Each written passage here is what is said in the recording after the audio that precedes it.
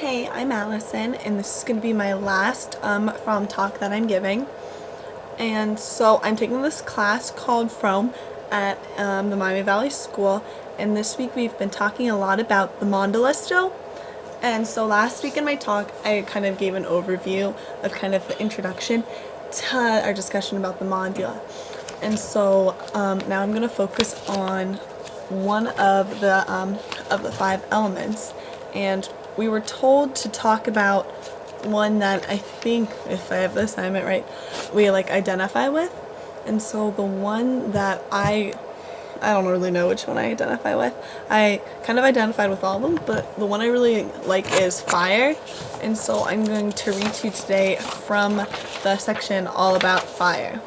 And so fire is the expression through connection. Fire influence is associated with energy, artsy relationship, and communication. The fire influence in human nature manifests as the enjoyment-oriented personality, with primary motivations as the need for connection between self and others. We all want to be respected, recognized, and loved by others, and we want to express our respect, admiration, and love for others. In its most positive manifestation, this results in a compassionate personality, able to empathize and communicate effectively with others. In its most negative form, this results in a desperately passionate personality, driven for approval from all others, even seeing connection with others as the only means for possessing the key to personal happiness. The people under the fire influence are animated with intensity of assertiveness or even exuberance. They are warm, dynamic, and expansive, using their reasoning powers to control the environment. This is not necessarily a hostile aggressiveness in the sense of needing to dominate, but more of one's willpower to succeed and enjoy that success. The fire influence produces people who measure themselves against external considerations. People who are influenced by fire respond to outside factors, trends, and fashion, but seldom take control and make their own statements that go against the consensus. So now I'm going to talk about the positive form of fire as the communicator. Positive fire influence produces an artist, the communicator, the lover, or the charismatic leader, who attracts followers by naturally appearing to be an attractive individual associated with all that others desire or hope for. Fire people bring others into interaction and make others feel good and can be good listeners who are responsive to others. Their enthusiasm adds to the excitement of all of whom they interact.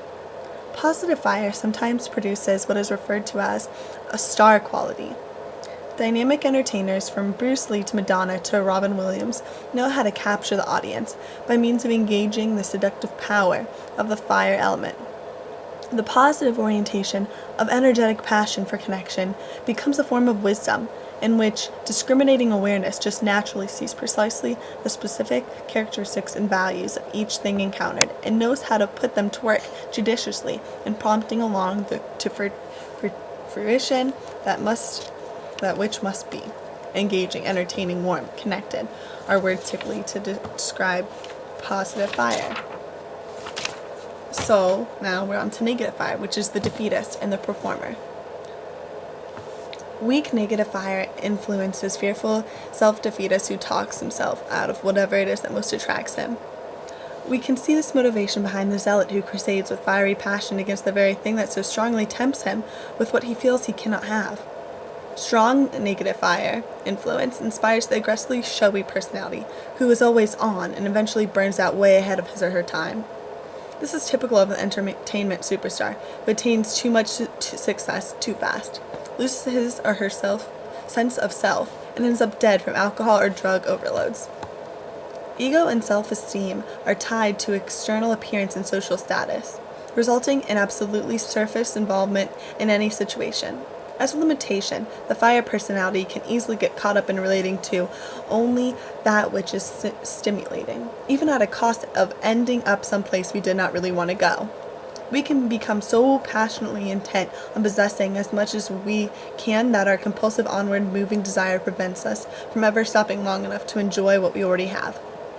Shallow, aggressive, seductive, and uncentered would be words usually describe a negative fire type. But what's cool about like the mandala system is that if you're negative, you're only a half step away from positive, and you can turn those strengths that you have into something positive as opposed to something negative, because it's something that's already within you. So like, for example, if you're attention seeking, you can be self-disclosing. If you're desperate, you can change to intensely alive. If you're greedy, you could change to unrestrained. If you're distracted, you could change to in touch with others. If you're superficial, you could be changed to entertaining.